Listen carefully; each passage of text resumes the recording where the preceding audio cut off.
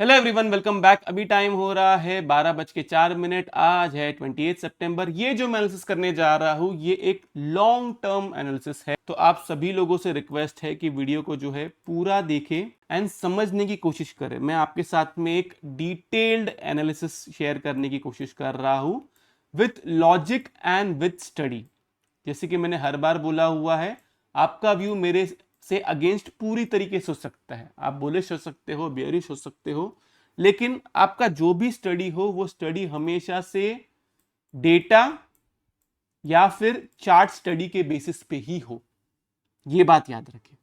Okay, बिना time waste किए मैं वीडियो को स्टार्ट करता हूं। देखो, इसके पहले प्रीवियसली जब हमने बात की थी तब मैंने आपको एक क्लियर कट समझाया था कि समझो एक 1 2 3 4 5 हमारा मार्केट जो है ऐसे चलता है 5 वेव पैटर्न में। अगर आप लॉन्ग टर्म में देखोगे तो आपको यही दिखाई देगा चार्ट पे। अभी के लिए हम जो प्ले करने की कोशिश कर रहे हैं, हम इस वाले वेव में हैं। एक मिनट, इस वाले वेव में है। तो अभी थर्ड वेव के अंदर अगर हम लोग देखें तो ये एक 1 2 3 4 5, इसको ना मैं थोड़ा सा इधर लेता हूँ, इसको थोड़ा इधर लेता हूँ, इसको थोड़ा इधर लेता हूँ।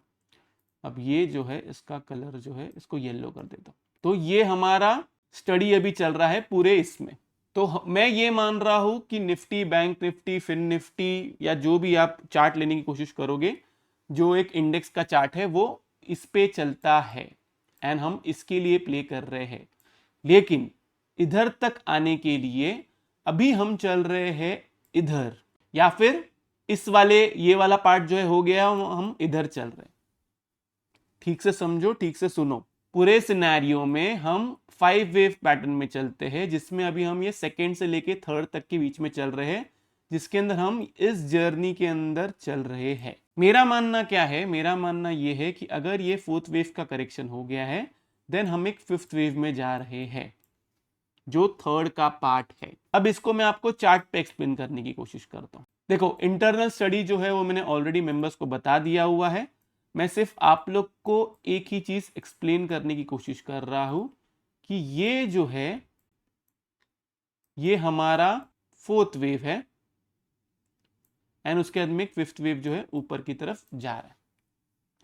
मैं जब यहां पे भी था मार्केट, तब मैंने आपको क्लियरली बोला था यस मैंने ये मिस किया है, लेकिन अब मैं इसको प्ले करने की कोशिश कर रहा हूं, जो मिनिमम से मिनिमम 28,000 मैक्सिमम 32K तक जा सकता है। क्लियर है इतनी मेरी बात? मैं इसी को प्ले करना चाहता हूं। लोगों का प्रॉब्लम क्या है? लोग सिर्फ ये देख रहे हैं कि मैं बुलिश हूं, बुलिश हूं, बुलिश हूं।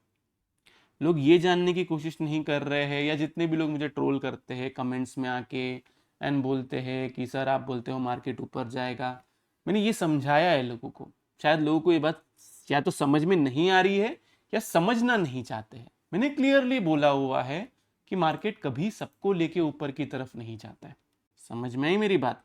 अब ये जो मेरा फिफ्थ वेव है, इस फिफ्थ वेव को अगर मैं इंटरनली देखने की कोशिश करूं और मैं इसको देखूं, तब हमने क्या बात किया था कि यही मेरा पूरा, इसके अंदर दो सिनेरियो है।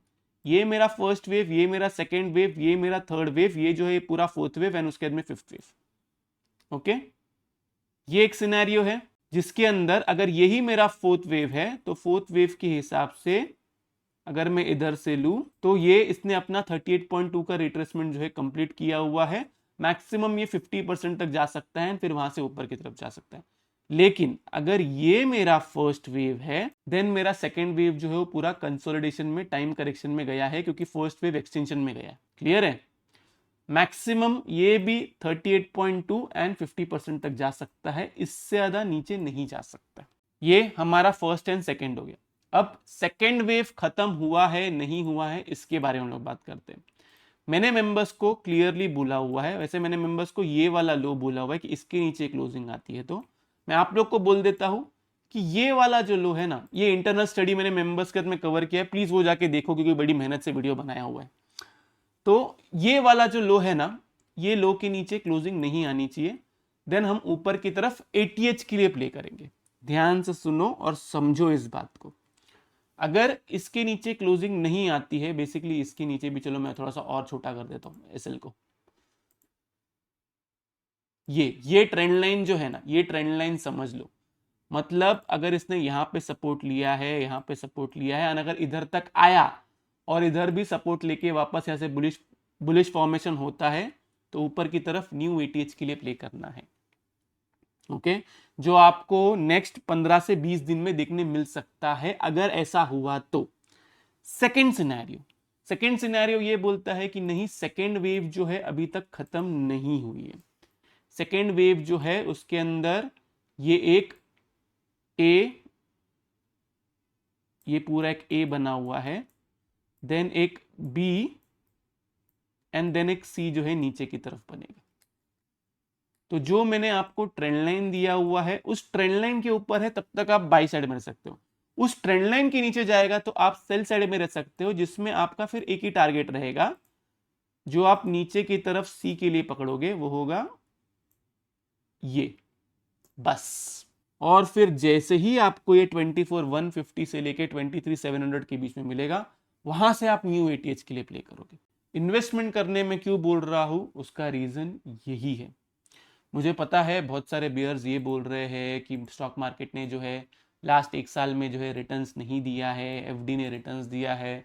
बहुत लोग का ये ज्ञान चल रहा है, बहुत लोग ये भी ज्ञान चिपका रहे हैं कि निफ्टी जो है 18,000 आएगा, निफ्टी जो है 20,000 आएगा। चलो मान लेता हूँ मैं एक बार के लिए, वो लोग शायद मेरी स्टडी को रिस्पेक्ट नहीं करते होंगे, लेकिन मैं सबकी स्टडी को रिस्पेक्ट करता हूँ, क्योंकि ये मार्केट है, यहाँ पे होने के लिए कुछ भी हो सकता है। आपको क्या करना है, आपको कैसे प्ले करना है, मैं आपको समझा देता हूँ। 18,000, 20,000, 16,000 क्रैश, कोई कुछ भी बात कर रहा है, उसके पीछे का ना लॉजिक जानने की कोशिश करो। कोई स्टडी है तो वो जानने की कोशिश करो, कोई डेटा है तो वो जानने की कोशिश करो। कोई लॉजिक, स्टडी या डेटा होगा तब यस तुम भी मानो कि हो सकता है कि एक पॉसिबिलिटी है कि आएगा। लेकिन अगर कोई बोल रहा है कि वैल्यूएशन सही नहीं है, कोई ये बोल रहा है कि मार्केट बड़ा हाई वैल्यूड है, निफ्टी जो है उसने करेक्शन नहीं दिया है लेकिन स्टॉक्स ने करेक्शन दिया है। गाइस, स्टॉक्स का करेक्शन अगर आपको जानना है ना, कोई अगर ये बोल रहा है कि 50% अपने हाई से नीचे की तरफ है, तो भाई तुम ये भी देखो हम हमारा बेस वैल्यू क्या है। हमारा बेस वैल्यू है 2020, करेक्ट। 2020 में क्रैश आया था, तभी सारे स्टॉक्स नीचे की तरफ गए थे, है ना। हमारा बेस वैल्यू यही निकलता है। तो हम क्या करेंगे, आपके लिए एक स्टडी है, ओके, आपको आपके लिए एक होमवर्क है, समझ लो। वो होमवर्क होने के बाद में एक बार मुझे कमेंट करके जरूर बताना। आप जाइए कोई भी अच्छे फंडामेंटली स्टॉक्स में जाइए, ओके। कोई भी स्टॉक को जाके देखिए कि वो 2020 के बाद, चलो एग्जांपल के तौर पे हम लोग ही एक स्टॉक ले लेते हैं, मैं अभी के लिए सिर्फ भेल पकड़ता हूँ, ओके। क्योंकि ये स्टॉक जो है अच्छा खासा जो है इसने रिटर्न्स दिया था, फिर से नीचे की तरफ आया, फिर से ऊपर की तरफ आया। बेस प्राइस में इसका पकड़ रहा हूं जो इसने लो लगाया था 2020 के टाइम पे, 2022 हो गए, 2020 किधर गया, इधर। कितना है ये, 24 पे। मतलब यहां से लेके यहां तक इसने कितना रिटर्न दिया है, कितना परसेंट का रिटर्न है, देखो यहां पे कितना दिख रहा है, 1200%, 1100% पकड़ लो। देन उसके बाद में इसने, लोग बोलते हैं कि यहां से इसने एक अच्छा खासा करेक्शन दिया है। कितना करेक्शन दिया है, 50%, चलो करेक्शन दे दिया। आप कोई भी स्टॉक निकालो और ना, जो भी फंडामेंटली अच्छा स्टॉक है ना गाइस, उसको देखो कि 2020 जो आपका बेस प्राइस था जहां पे क्रैश आया था, उसके बाद में वहां से उसने कितना रिटर्न दिया है, और उसके बाद में अभी उसने करेक्शन कितना दिया है। ये आप सिर्फ परसेंटेज में निकालो, आपको आपका जवाब मिल जाएगा। मैं क्यों बोल रहा हूं इन्वेस्टमेंट करने के लिए, अरे भाई स्टॉक ने 1000% रिटर्न दिया है, चलो 1000 छोड़ दो, 1000 भी जाने दो। किसी स्टॉक ने अगर तुमको 200% भी रिटर्न दिया है तो वो बहुत बड़ी बात है। कोई अगर ये बोल रहा है कि एलोकेट करो अपने इन्वेस्टमेंट को, तो मैं आपको बोलता हूं फिर आप स्टॉक मार्केट में इन्वेस्टमेंट मत करो, आप सिर्फ एफडी में इन्वेस्टमेंट करो, ये आपके लिए अच्छा है। मैंने परसों एक वीडियो बनाया था कि इन्वेस्टमेंट के बारे में, कितने बियर्स है जो मार्केट ऊपर जाने के बाद में ये वीडियो बनाते कि गाइस इन्वेस्टमेंट मत करो। वो लोग क्या करते हैं, मैं आपको बताता हूँ, मैं बहुत सारे लोग को फॉलो करता हूँ ना, तो मुझे पता है वो लोग कैसे बिहेव करते हैं। यहाँ पे था तो लोग बोलते थे इन्वेस्टमेंट मत करो, 18,000 आ जाएगा। यहाँ पे आ गया तो बोलते थे अरे मैंने यहाँ पे थोड़ा सा इन्वेस्टमेंट कर लिया था। ऐसे वो लोग प्ले करते हैं आपके साथ में। आपको मेरी गलती इसलिए नजर आ रही है क्योंकि मैं आपको तभी वीडियो बना के बोलता हूँ जब मार्केट मेरे अपोजिट जाता है, और मैं तब भी अपने उसी पे कायम था और मैं अब भी उसी पे कायम हूँ। तुम अगर ये सोच रहे हो कि 20,000 आएगा, 18,000 आएगा और तुम इन्वेस्टमेंट नहीं कर रहे हो, देन मैं आपको बोलूँगा कि आप बहुत बड़ी गलती कर रहे हो। चलो आपको मेरा नहीं सुनना है, मत सुनिए। आपको इन्वेस्टमेंट नहीं करना है, मत करिए। क्योंकि क्या है ना, ऐसा होगा कि आप मेरा सुन के इन्वेस्टमेंट करोगे, कल को मार्केट थोड़ा सा करेक्ट होगा तो आप फिर से वही रोना चालू कर दोगे। रिटेलर्स को बेवकूफ़ बनाना आजकल बहुत आसान हो गया है। सिर्फ इन्फ्लुएंसर्स को पकड़ो और उनको बोल दो कि बेचने खरीदने मत दो इनको। इन्वेस्टमेंट के लिए आपको पेशेंस रखना ज़रूरी है। अगर आप चाहते हो कि आपका कैपिटल डबल ट्रिपल, अगर आप ये सोचते हो ना कि आपको बड़ा पैसा कमाना है, आपको इन्वेस्टमेंट में पेशेंस दिखाना पड़ेगा। फिर बाद में जब कैप्चर करने की बारी आएगी ना, तब उसको राइड करना पड़ेगा फिर।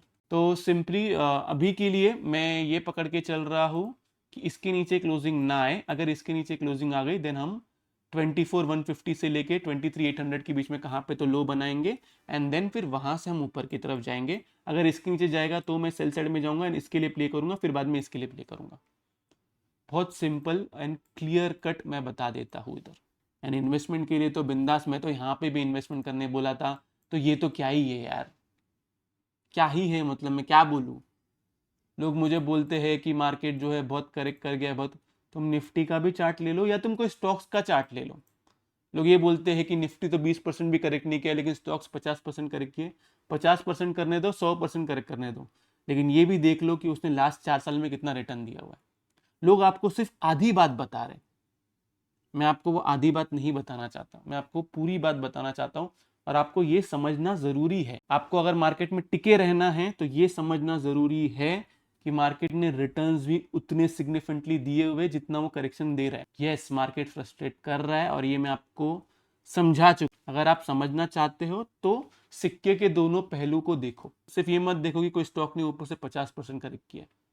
जब यहाँ पे था तब मैंने इन्वेस्टमेंट निकालने की भी बात की थी, ऐसा नहीं बोला था कि रखे रहो रखे रहो। फिर बाद में जब यहाँ पे आया ना तब मैंने इन्वेस्टमेंट स्टार्ट किया। क्लियर कट वीडियोस है मेरे गाइस, क्लियरली वीडियोस है मेरे, तुम देखो। फिर यहाँ पे मैंने उसको आपको एवरेज आउट करने बोला। चलो यहाँ पे नहीं, यहाँ पे बोला हूँ, लेकिन बोला हूँ। जब वो एक बड़ी गैप डाउन वाली कैंडल बनी थी ना, तब भी मैंने बाय ही करवाया था।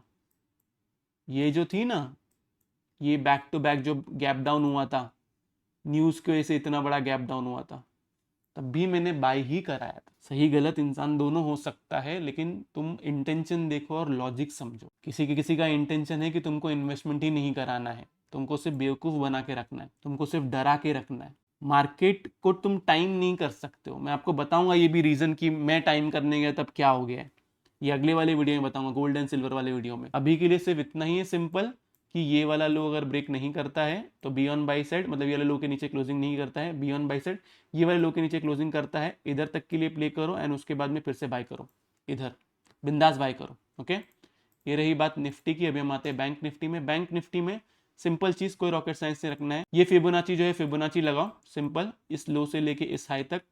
बैंक निफ्टी में एक ही चीज है कि ये वाला जो लो है ना, इसके नीचे क्लोजिंग नहीं आनी चाहिए।